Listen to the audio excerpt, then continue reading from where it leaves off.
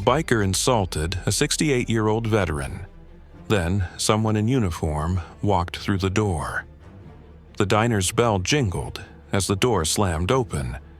A hulking biker in a leather vest covered in patches strode in, his boots thudding against the checkered floor. His eyes locked onto the old man sitting alone at the counter, a 68-year-old veteran with a worn cap bearing the words Vietnam Veteran in faded gold. "Look at this," the biker sneered, loud enough for the whole diner to hear. Another washed-up war hero, begging for attention. The air went still. The old man's hands, gnarled with age, tightened around his coffee cup. But he didn't look up. Then, behind the biker, the door chimed again. This wasn't how the biker expected his day to go. 5 minutes ago, he was the king of this diner, mocking an old man for kicks. Now he was staring down the barrel of his own humiliation, and it was all because of the man who had just walked in. But how did it come to this?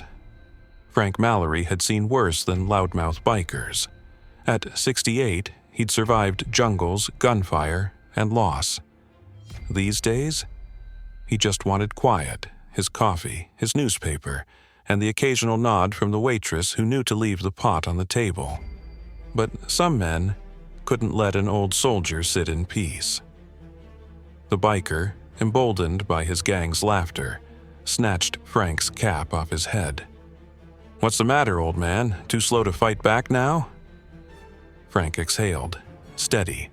He'd faced worse than this punk, but before he could respond, ding. The door opened again. The diner fell silent as a young man in army fatigues walked in. His posture rigid, his gaze sharp. He took in the scene. Frank, the biker holding his cap, the jeering gang. "Problem here?" the soldier asked, voice calm but edged with steel. The biker smirked. "Mind your business, kid." The soldier didn't flinch. "That's Sergeant, to you." A murmur rippled through the diner.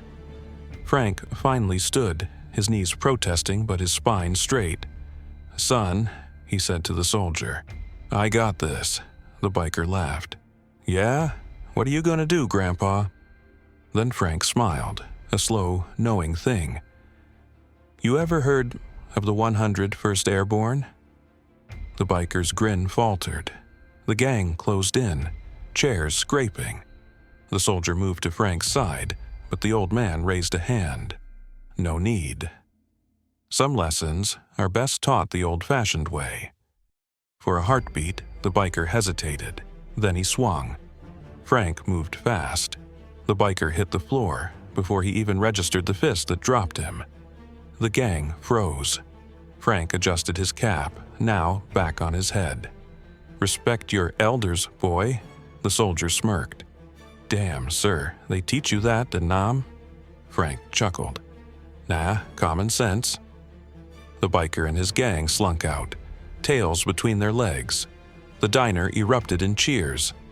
Frank sat back down, sipping his coffee like nothing happened. The soldier took the stool beside him. "Thanks for the assist," Frank said. The soldier grinned. "Anytime, sir." And for the first time in years, Frank didn't feel so invisible, because some uniforms never really come off.